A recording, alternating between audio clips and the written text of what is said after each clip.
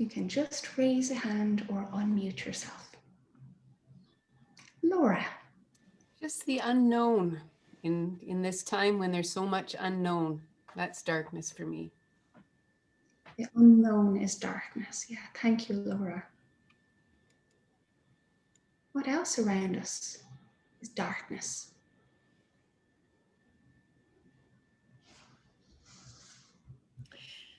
Josie, go ahead. I think of the darkness of the earth. Beneath the earth. Yeah. Kind of a nourishing darkness. A nourishing darkness beneath the earth. Thank you, Josie. And what happens in the darkness of the earth? Josie, would you like to share? No, growth. Happens. Yeah. Or nurture, yeah. Growth and nurturing happen in the darkness of the earth.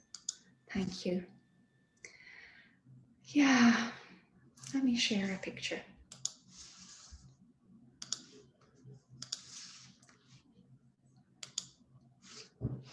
So here we have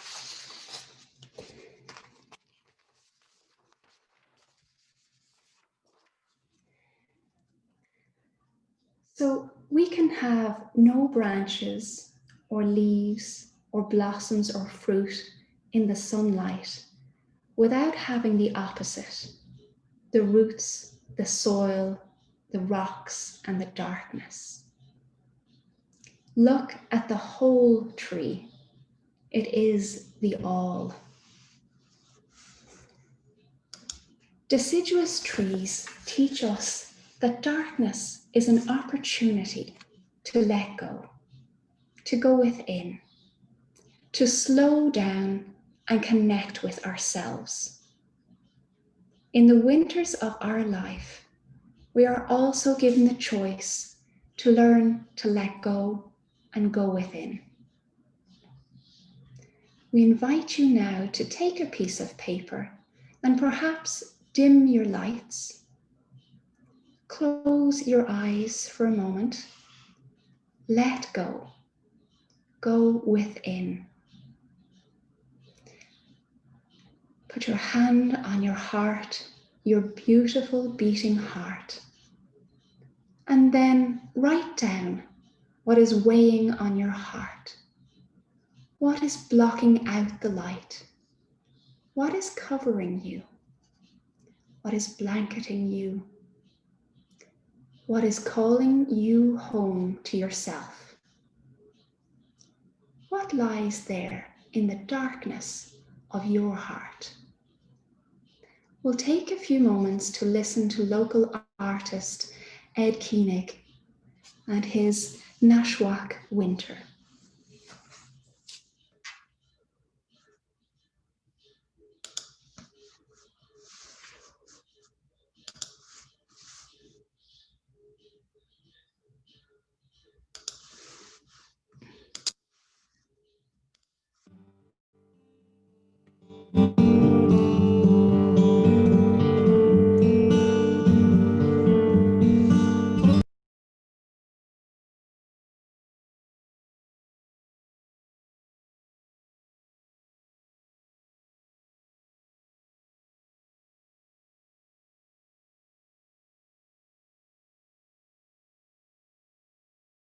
I believe we may have a little technical difficulty. I'll start that again.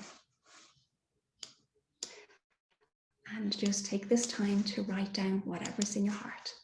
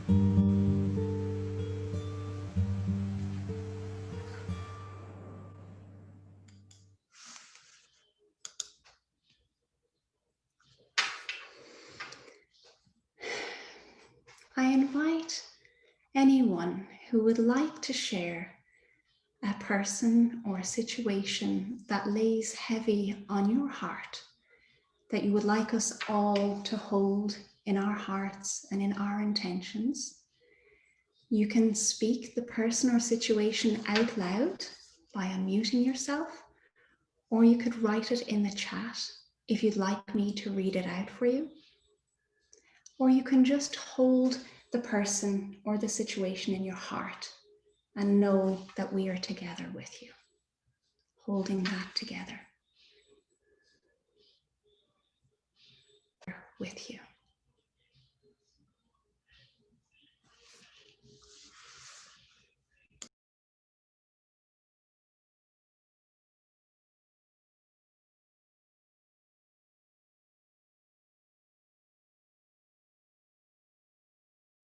Sorry, Mairead, you just need to unmute. There you go. Jung has said that the soul's primordial beginnings, from the very beginnings, has been a desire for light and an irresistible urge to rise out of primal darkness. Accepting the darkness, but also longing for the light, is an immense paradox of our soul's journey. There will always be a part of us that yearns for the light when we are in the valley of gloom. Jan Richardson has said, I cannot tell you how the light comes, but that it does, that it will. And we live in this paradox, in the longing for light and hope, particularly as we have endured isolation and physical distance in the time of pandemic darkness. The words of Tagore encourage us to endure. He said, I will keep still and wait like the night with starry vigil and his head bent low with patience. The morning will surely come. The darkness will vanish. The darkness will vanish. That is our gift of hope. We need to go on believing, especially when we are deep in the tomb of darkness, that there is a welcoming light deep inside us that is waiting for us. I cannot tell you how the light comes, but that it does, that it will.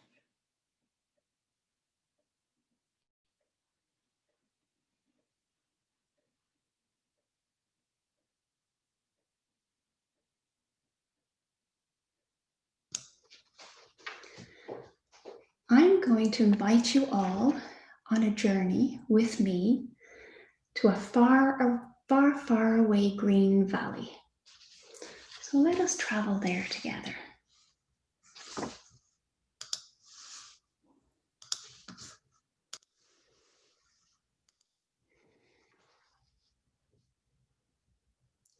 The green valley is the Brú na Bóinne, the Boyne Valley, with a meandering river, Abhainn na Bóinne, the River Boyne.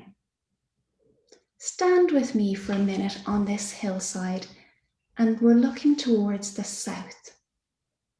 You see her carving through the hills, the River Boyne. It's now dark above you.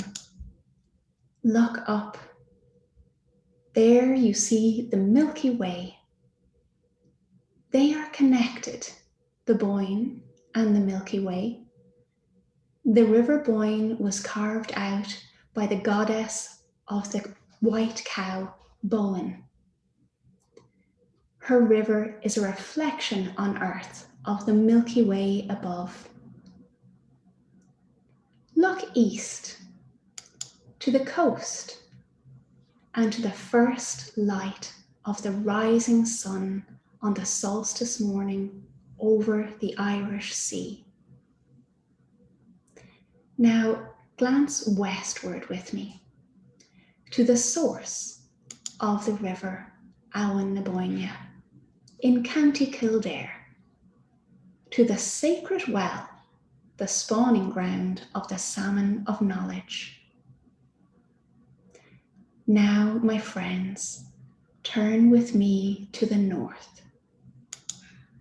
There she is, the immense Sied in Broga, Newgrange, the great 5,200-year-old Neolithic passage tomb.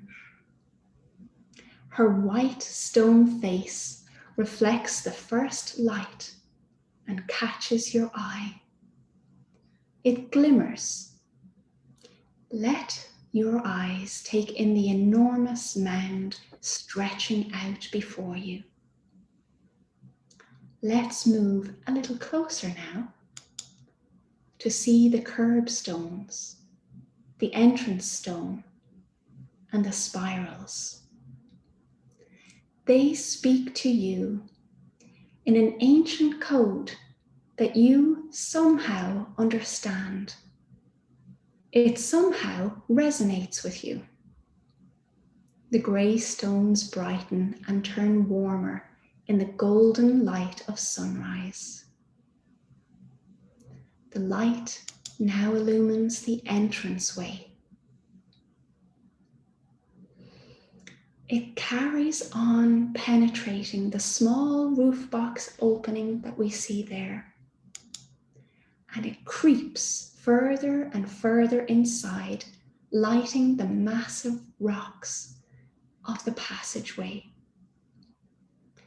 It's unclear to you that the rocks are in direct alignment with the sunrise on the winter solstice, because you seem to be ducking and contorting your body around boulders placed here and there. But they are beautifully aligned with this sunrise.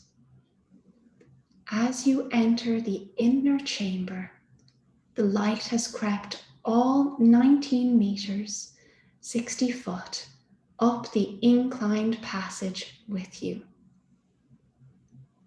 It now illuminates the whole central chamber and the intricate stone carvings.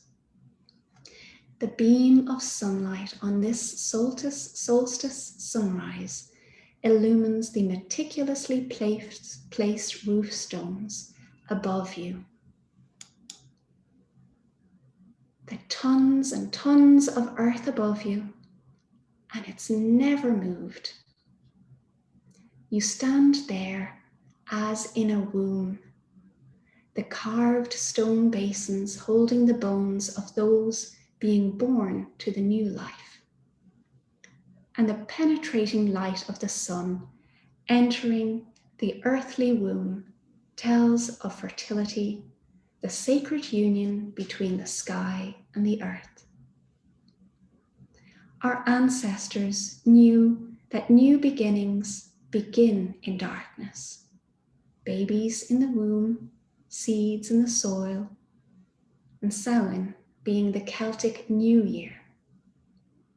Things don't begin bursting forth in the full colour of springtime.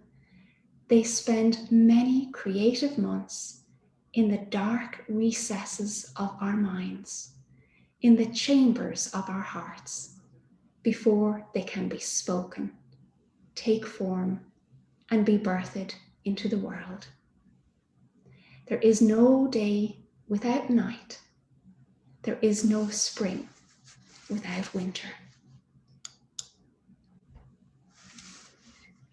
The ancient ones venerated their dead by bathing them in the light on this, the most significant day, when the balance of day and night is a liminal space. The Celts counted their days as beginning in darkness at sunset. So their understanding was that darkness always comes before the times of light. When overcoming the fear of death and disaster turns to hope for spring and new growth with the coming of light, it warms the land, warms the spirit, and grows the crops. And this wonderful space where life begins anew was a place of respect for those who had lived among the people and still were connected through story and memory. The hunger for light was essential to understanding the Celts and their ritual life, because ritual life gave meaning to life. They also honored and acknowledged the unseen web of life that connects us all.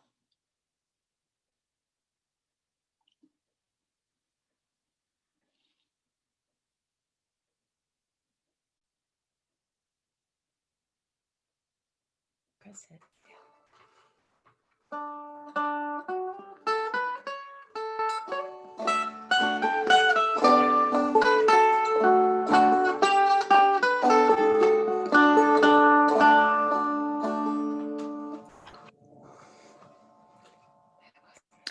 The ancient peoples who observed the seasons of transition from darkness to light gathered in sacred places, often on hilltops, built of stone. And we honor the attention to the light and darkness in human history by taking a stone, if you have one. Stones can be a firm foundation, a solid wall to keep us safe, and a sanctuary for keeping holiness within. Stone has held the story of all the ages of our humanity.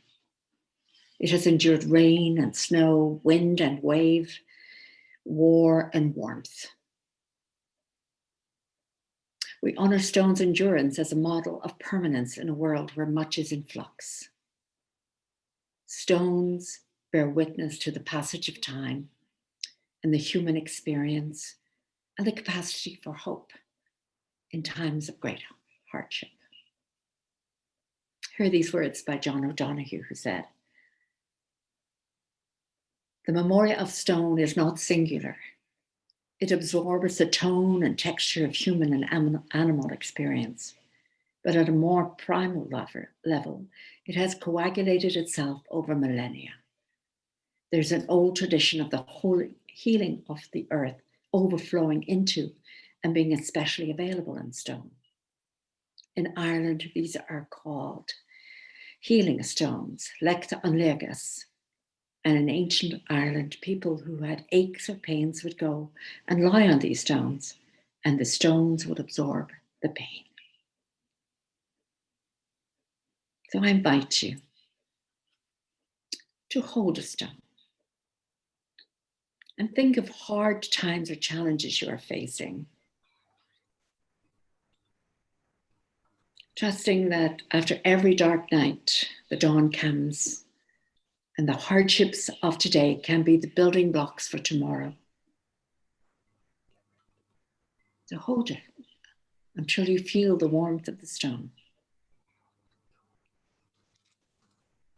And place there all the hardship you're experiencing. And when you're ready, as you hear this beautiful music, release the stone with your hope for healing and a better tomorrow.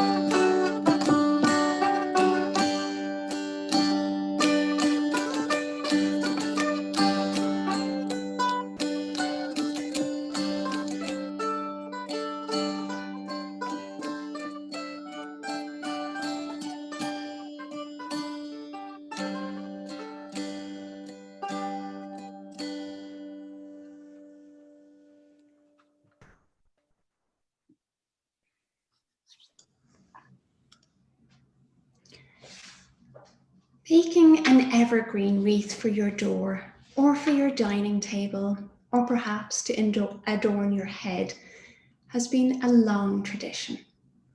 Evergreens remind us of the cycles of nature, the resilience and strength of nature, to engage with the hard seasons of cold, wet, and snow, as encouragement to endure till the warmth of spring brings relief and new growth. Enjoy the fresh scent of life. And perhaps when you're done with your greenery this winter season, you could allow an open flame to consume the wreath. Or maybe you could return it to nature with suet and berries for the birds and small animals. The feeding of the creatures has long been associated with this holiday. For those of you who have the wee jar from your bags, I invite you now to take some of the little pieces of greenery and fill your jar until it's about maybe 2/3 full. And if they're sticking up too much, you can fold them down or just snip off a little bit of the top.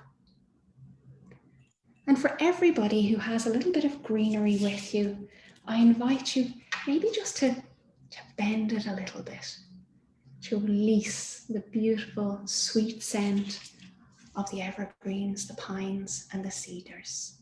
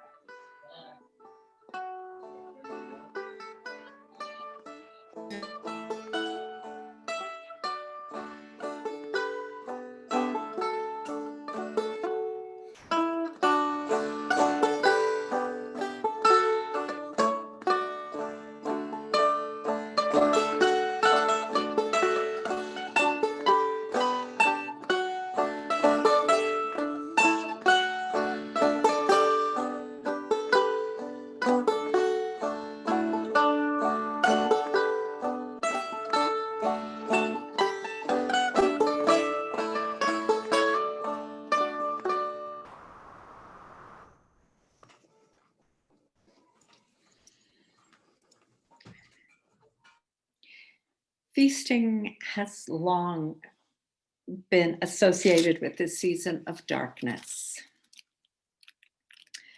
Family and friends would gather to enjoy story and ceremony around a feast. The feast not only fed the body in the lean times, but also feeds the spirit. Being alone in the darkness is a difficult place for humans because we are called to family and community. We gather in anticipation of hearing stories and celebrating transitions and bearing good news and helping each other through hard news and offering encouragement. That has always been an essential part of our human gatherings. And at this time of the year, it's particularly so.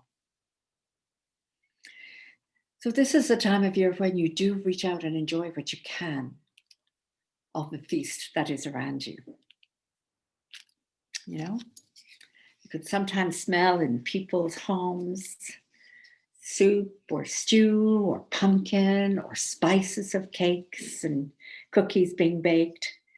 And they evoke a memory, a deeper time of connection to parents and grandparents.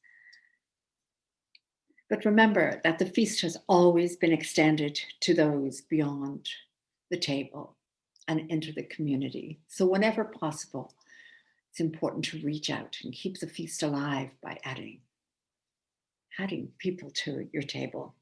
And in this time, virtually inviting people into conversation and wellness is so very important.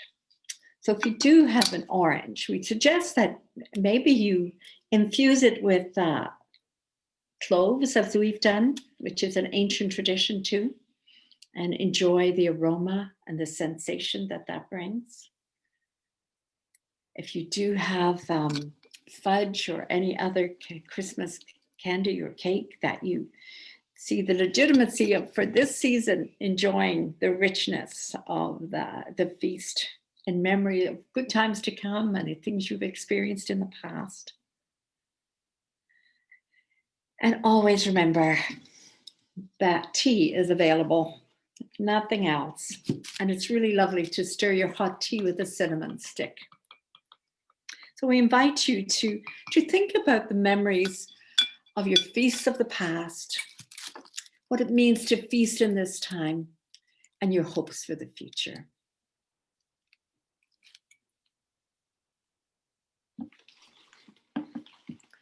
As we invite Mark and Ruth to play again, think about feasting in hard times.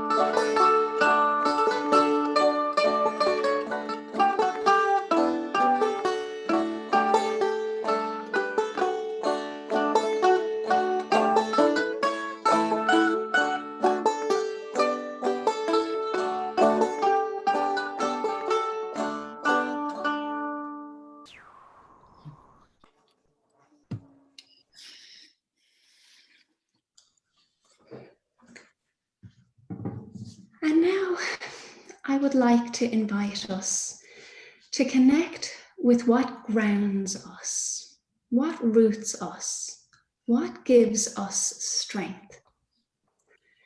I invite you to look around you where you are now to see if there's something close by. Maybe you're wearing something, a necklace or a brooch or a ring that's important to you, that has meaning to you, that helps you stay grounded. Or if you're not wearing something, I invite you to take a look around where you are and see if there's something perhaps hanging on the wall or a decoration on the tree or something important to you that's on the table. And we are going to take a few moments to find our grounding piece, our grounding object. And then what I'm going to invite you to do, and Sue is going to help us with this, we're going to share in breakout rooms of just 2 people or 3 people for those who have joined in partners. I'm going to invite you to share your grounding object. How does it ground you? What does it mean to you? And I'd like to invite the other person to listen with your heart, just to listen. And then to reflect back to the person what you heard with your heart. Okay, so Sue, if you're hearing me, I would love for you to put us into breakout rooms of 2 person per room, and we will take 10 minutes. So we'll have time to share for 3 minutes and then a reflection back, and then the other person will share for 3 minutes and a reflection back.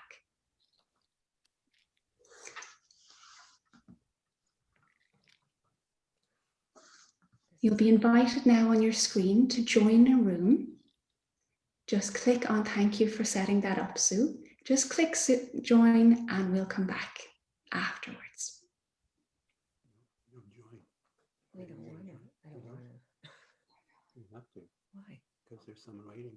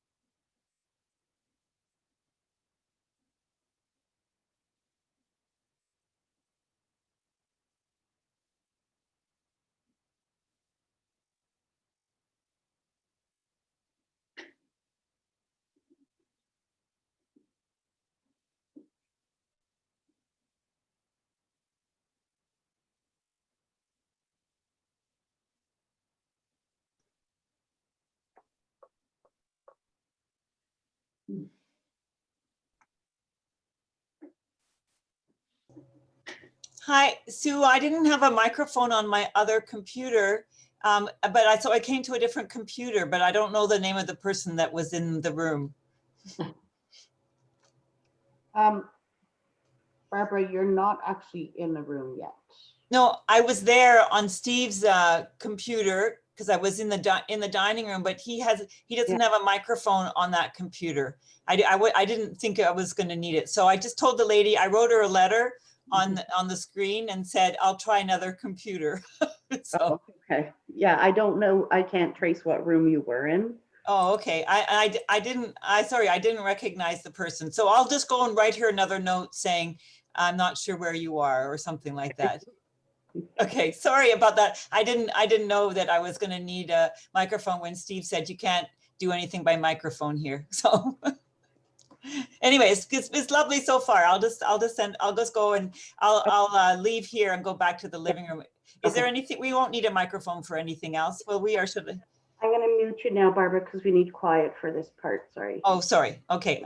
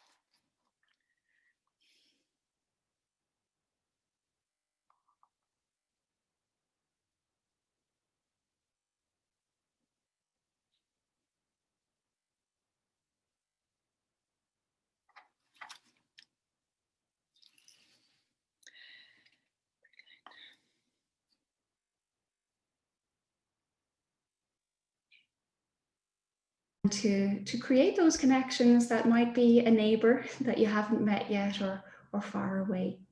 Thank you, Susan. Would anyone else like to share? Thank you.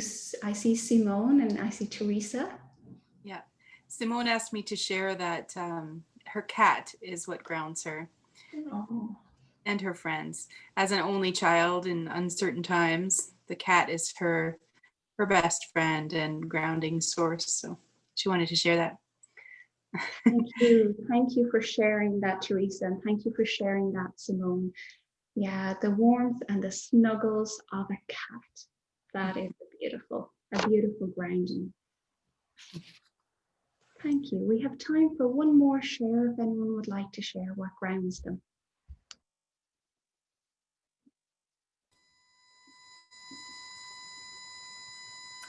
Early morning walks. And if it's dawn, that is even better. That's what grounds me.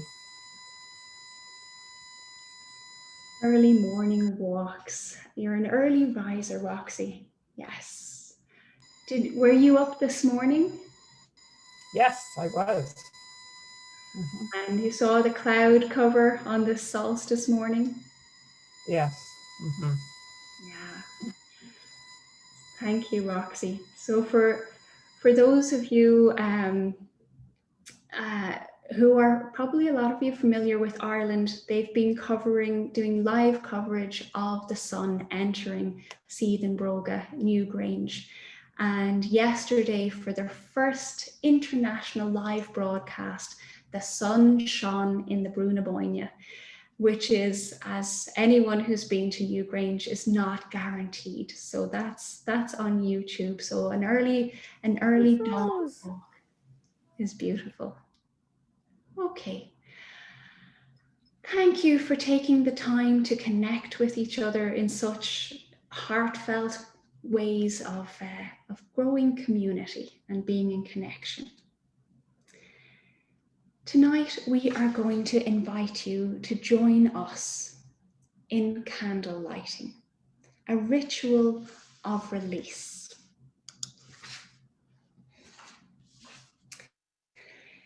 Let us acknowledge our need to be attentive to the dawning of light in dark times. For those of you who have the wee jar, if you have an opportunity, if you have any liquid with you, to fill it with a bit of water, about 2/3 full. When it is filled with the water, that's when, and for those of you who don't have these now, you can always get these, they're in the supermarkets now. I invite you to pop in these beautiful, jolly cranberries. And when you plunge them in the water, they pop back up again, they bounce back up. And then you can place a little tea light that you have right at the top, and it'll float there. I invite you again to stay either in the dimmed light or to return to the dim light, and to sit in the darkness of our own needs and the needs of the world.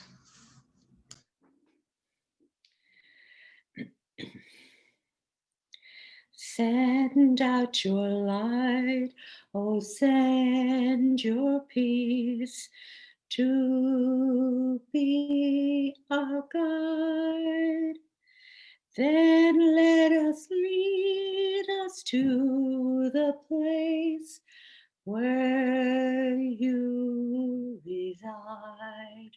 Please join. Send out your light, oh, send your light to be our guide. Then let it lead us to the place where you reside.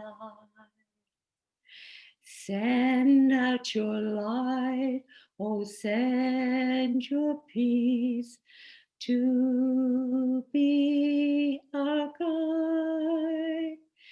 Then let it lead us to the place where you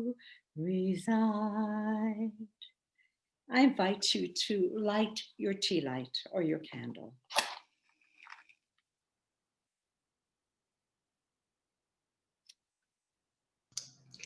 And the lyrics to join with Mairead are in the chat if you'd like to sing along.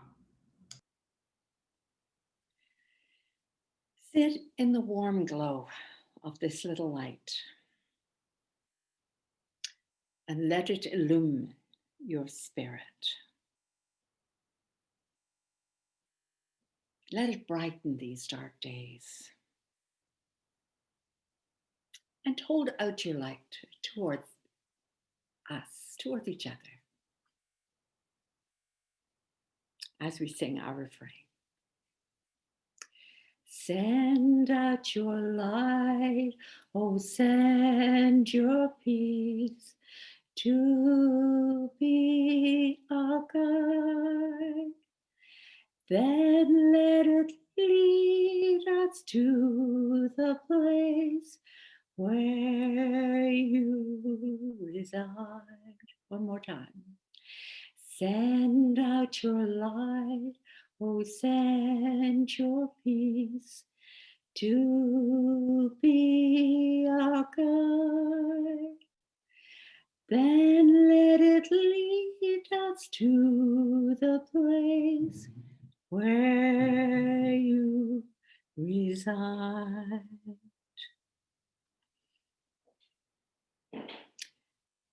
And after a time, when you have found your feet again on the fresh pastures of promise, I invite you to bring your light to a window, to share your light with the outside world, if that's possible.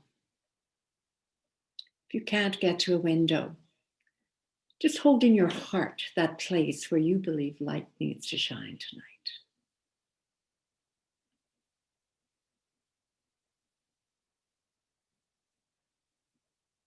What is your wish as you begin a new journey in the light?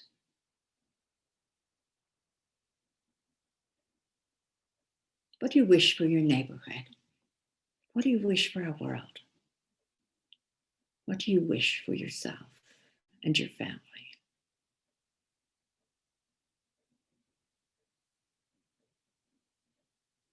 And how can you hold the light for others experiencing darkness in body, mind, and spirit?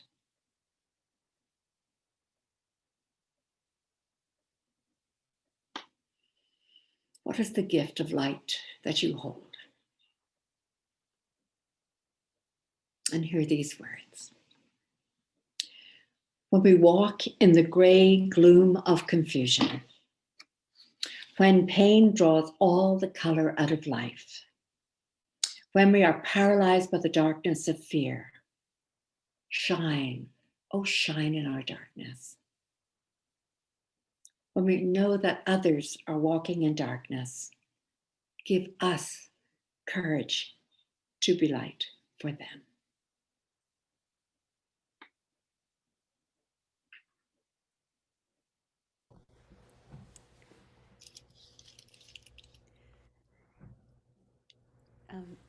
Hello, everyone. I'm Aoife, and I'd like to lead us all in a solstice carol. It's a reimagining of Silent Night. It's called Solstice Night, so you'll all know the tune. If you don't mind muting yourselves, I'll lead us all. So I'll sing and set the pace, and then please bring it into your home, raise your voices where you are, and I assure you we'll feel each other singing, even if we can't hear each other. And the words will come up for you so you can follow along. Yay. There's a place. So everyone, feel free to mute yourself now, just so that we don't get any strange echoingness. Okay. And please sing.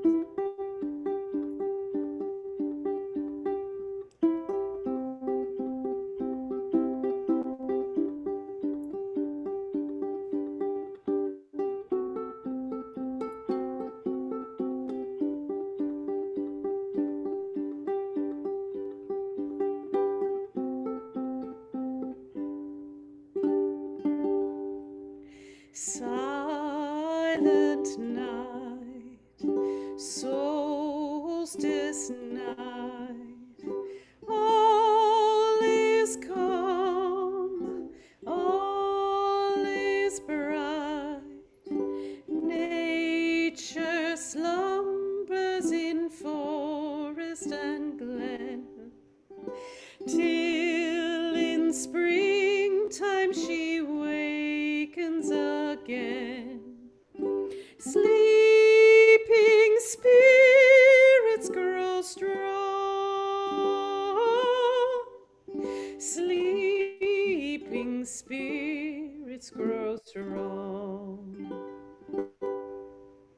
Silent night, solstice night, silver moon shining bright, snow falls blanket the slumbering earth, Yule fires welcome the sun's rebirth.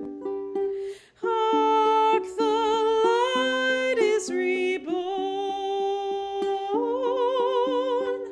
Hark, the light is reborn.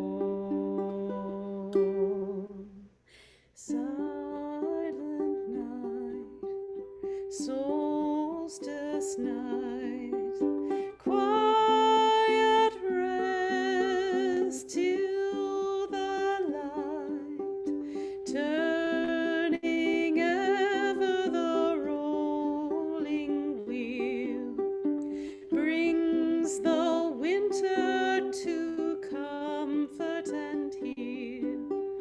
Rest your spirit in peace.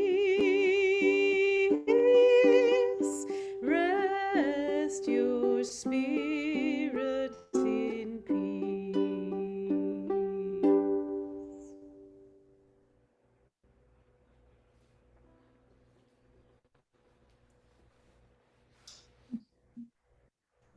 Thank you, Aoife. That was beautiful. So before we go, we'd like to thank everyone, especially you all, for coming to join us tonight and for bringing that sense of community. And I'd also like to give a huge thank you to Hillary and Mairead for leading this beautiful event, and to obviously the IRL committee who are working behind the scenes in many ways. And thank you to Ruth and Mark and Aoife for their beautiful music. We appreciate you sharing with us. We do have a few more things though before we go. If you would like to save the chat, which has the poems and the songs and that in it, there are 3 dots. If you look at the chat there, beside the file, there are 3 dots, and you can save the chat in there for later.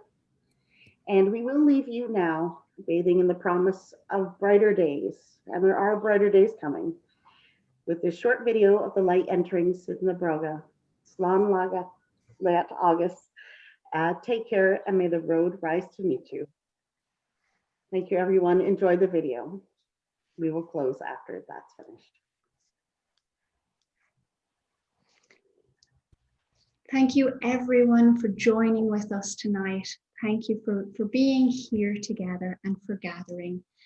We will be finishing up a little bit early, so you're welcome after the video to leave and go about the longest night of the year.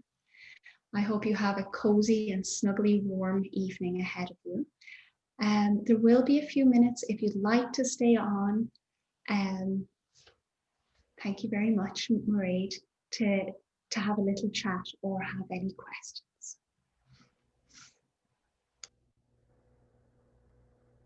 We leave the vast gathering that this is. I invite you to, those of you who may have this, the longest night blessing, to say this across to each other, that we will move through the season of darkness into brightness.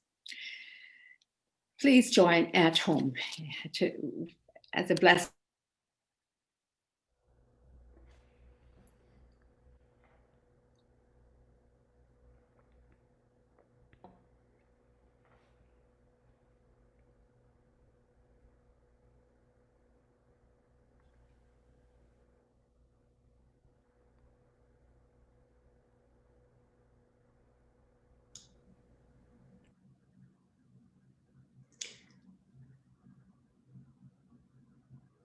I'm just wondering, is it just me who can't hear Mairead? Because I can't see you on the screen. Mairead, we're not hearing you, but I can't find you on the screen. If you wouldn't mind doing it again and unmuting, thank you. Okay. Please speak this to each other if there's someone else in your room, or if there's someone you wish to send this blessing out to, please do it from your home. May the longest night and the darkest day bring rest to your mind and soul, we pray. May you find guidance and may you find peace as a cycle of life, light will slowly increase. Embrace the magic that the darkness bears. Breathe deep in the chill and shift in the air. May you always be blessed with the light from within, and may well-being be yours as the new cycle begins. Slán away.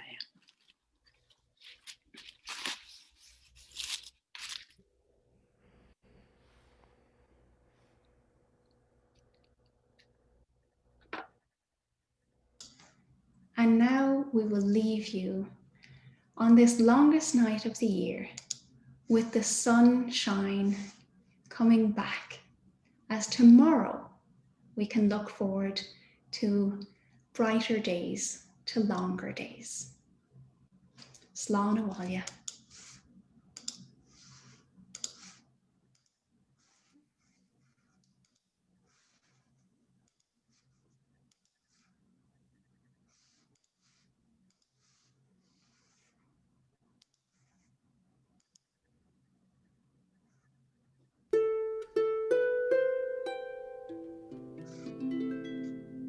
Come have a look at this, Ham. It's Newgrange.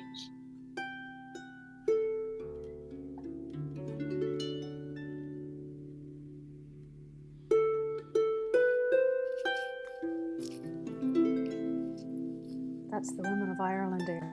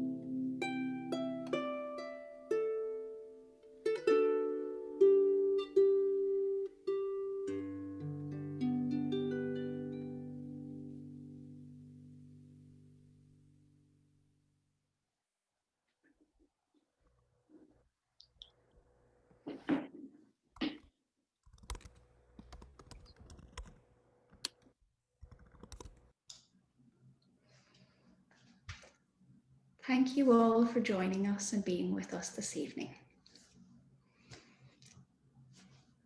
Goodbye, Slán.